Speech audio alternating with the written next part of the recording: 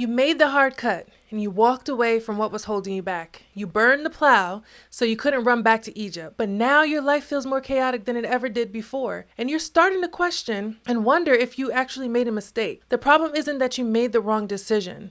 The problem is you removed one structure without building another one to hold what's coming. Empty space doesn't stay empty for long. And if you don't intentionally build something to protect your yes, the vacuum of your old habits will pull you right back into disorder. So we avoid building these structures because it feels like a cage after finally breaking free. But we confuse freedom with chaos, and chaos is not the Holy Spirit. And most of us know what to leave, but nobody taught us what to build next. So today we're going to look at 3 specific areas where God is calling you to build scaffolding. In your time, in your space, and in your decisions, so that the new thing he's doing doesn't collapse before it takes root.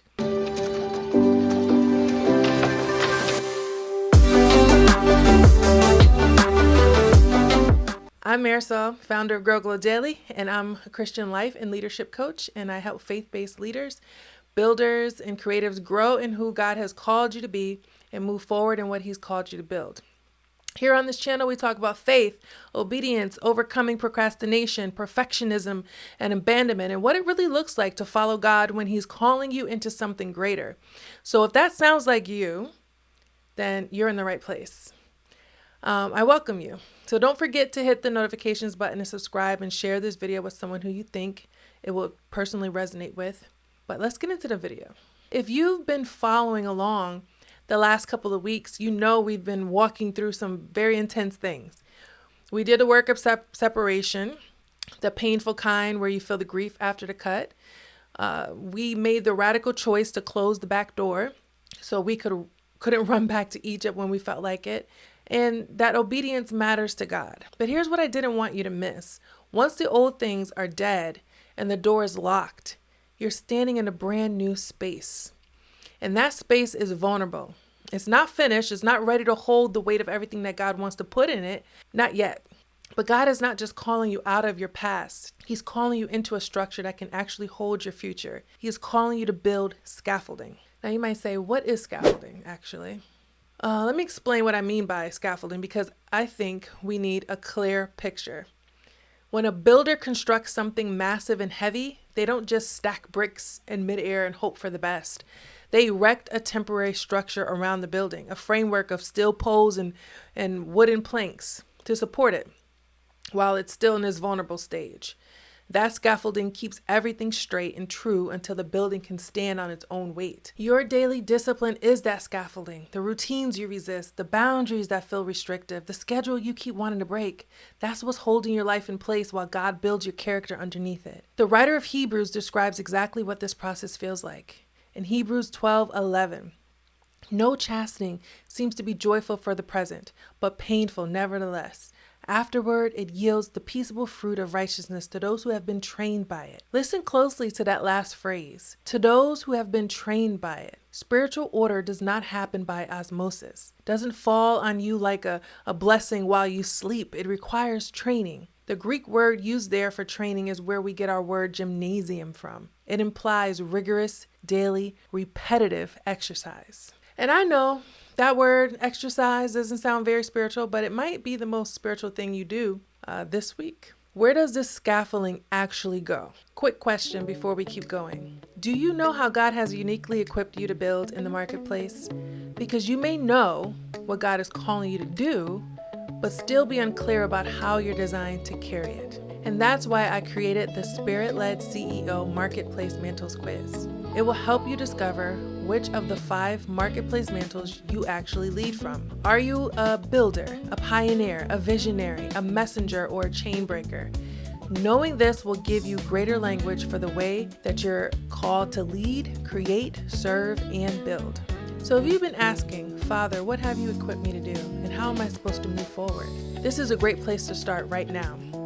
So take the free Marketplace Mantles quiz using the link below, discover your mantle, and then come right back. All right, now let's get back into the video. All right, the first area is your time, because this is where most of us lose the battle before the day even starts. Most of us treat our time like an open field. We wake up and let the day happen to us. We respond to whatever feels urgent, whatever someone else demands, whatever noise is the loudest. And at the end of the day, we wonder why we're exhausted and nothing we actually wanted to do got done. If you don't build a structure around your time, someone else will. The world will gladly fill every empty slot in your calendar with something that serves their agenda, not God's. So scaffolding in your time looks like this. It's a consistent time that you wake up. It's a non-negotiable space for prayer and the word before you check your phone. It's shutting things down at a reasonable hour so your body can rest. It's a weekly rhythm, a day of rest, a planning session, a review of where you are. And this might feel mechanical when I describe it to you, but what feels like a chore in a week becomes a container in week 6. Your time stops leaking, your thoughts stops becoming all scattered everywhere, and you start showing up with something to give instead of running on fumes. I had to learn this the hard way myself. For years, I thought spiritual people were supposed to be spontaneous, led by the Spirit in a moment, available whenever God called. But I was confusing availability with a chaotic mess. Being led by the Spirit doesn't mean having no structure. Jesus himself had a rhythm. He withdrew. He prayed early. He moved with intentionality. If the Son of God needed a rhythm, what makes us think that we don't? The second area is your space, your physical space, your physical environment. It's a direct reflection of your internal state. When your home is cluttered, when your finances are disorganized, when your desk looks like a tornado passed through, that disorder is competing with your spirit. And I've watched people pray against the spirit of delay while their living space tells a different story. They're asking God to move while surrounded by piles of unfinished products, mess, unopened mail, and broken systems. And they wonder why forward momentum feels impossible. Disorder can be a form of delay that God is asking you to confront through stewardship, not only through prayer, but through action. Scaffolding in your space looks like creating systems that support your calling. It's organizing the stack of papers or filing them in the cabinet. It's setting up a simple budget and tracking where your money goes. It's clearing a corner of your home that becomes your workspace or your prayer space. It's making your environment say yes to what God is doing instead of screaming, "This ain't it." So don't underestimate this. When your external environment is ordered, your internal world follows. When your desk is clear, your mind can focus. When your finances are tracked, your decisions become clear. When your home has breathing room, your spirit can hear God. One step at a time, one brick at a time. Start with one drawer, one corner, and just build from that place. All right, so our next one. Now we get to the area where scaffolding feels most restrictive.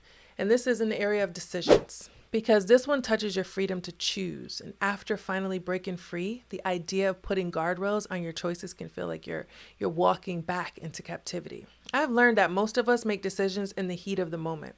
We're tired, we're hungry, we're emotional, and someone presents an opportunity that looks good. So we say yes. And then we wake up the next morning wondering why we compromise and why we overcommitted and why we say yes to something that doesn't fit where we're going. Scaffolding your decisions means guarding them in advance. It means deciding now before the opportunity comes how much of your time and energy you're willing to give. It means having someone you trust who can speak into your blind spots. It means creating a rule for yourself. I don't make major decisions when I'm depleted, or I don't commit to anything without first taking it to the Lord. This may feel slow at first. It feels like you're moving at half speed while everyone around you is sprinting, but that slowness is your protection. The people who rush into everything are the ones who collapse under the weight of their own yeses. So let me give you a practical layer on how to choose well. 4 things I've learned the hard way. First, create a decision filter. Before you say yes to anything, ask 3 questions. Does this align with what God has spoken over this season? Does it protect my yes to Him? And will it produce fruit that provides peace or anxiety? If it doesn't pass those 3 questions, the answer is no. Second, build a pause habit. Don't answer immediately. Even for good opportunities, just take 24 hours or take a week. Bring it before the Lord. If it's from God, it will still be there after you pray. If it's not from God, the pause will save you from a mistake you'll regret for months. Third, identify your one yes. If you don't know what you're saying yes to in this season, you'll say yes to everything. What is the primary thing God has put in your hands right now? Your family, your healing, a specific assignment? When you know your one yes, every other opportunity gets measured against it. And then fourth, learn to say no to a good thing so you can say yes to the right thing. This might be the most spiritual skill you ever develop. Not every open door is from God. Not every opportunity is your assignment. Some doors are tests, not because they're bad, but because they'll distract you from what's better.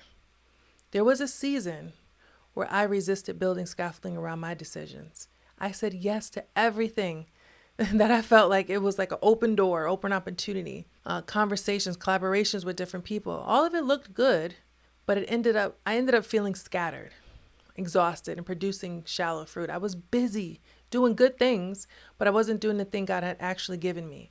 And I remember sitting with the Lord asking why I felt so empty. And he showed me that my yes had no structure. I was saying yes out of fear of missing out, not out of obedience. And when I finally submitted to the structure, when I started filtering my decisions through prayer, through counsel, through the question, does this protect my yes to God? Everything began to change. My energy returned, my focus sharpened, the fruit got deeper, even if there was less of it. The discipline of small decisions build integrity for the big ones. You don't wake up one day with the ability to make wise choices under pressure. You build that muscle, one small no at a time, one filtered yes at a time. So I want to come back to Hebrews 12:11 one more time because there's something in that verse. We can't afford to miss it. The training yields the peaceable fruit of righteousness. Peaceable fruit, not anxious fruit, not rushed fruit, not bitter fruit. The discipline produces something that actually feels like peace. But you have to stay under the training long enough to get there. You can't quit in week 2 and expect the fruit of month 6. The scaffolding, it comes down eventually when the building can stand on its own weight. The steel poles and wooden planks get removed, but you don't take them down early just because they're uncomfortable. So here's your journaling prompt for this week. Write this down if you have a pen and paper. What is one decision-making boundary or routine I need to build this week to serve as scaffolding for my new season?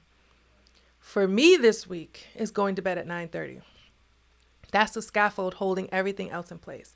When I'm rested, I make better decisions. When I'm rested, I can hear God. When I'm rested, I don't react out of depletion. So write it down, tell someone, build it, because God is not just calling you out of your past. He is calling you into a structure that can hold what he's about to do, one brick at a time. So I really appreciate you being here and following along on this series.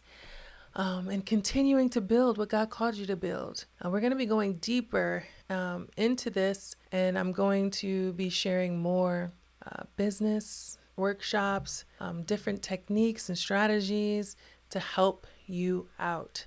So make sure you subscribe and turn on your notifications so that you can know when the next video comes out.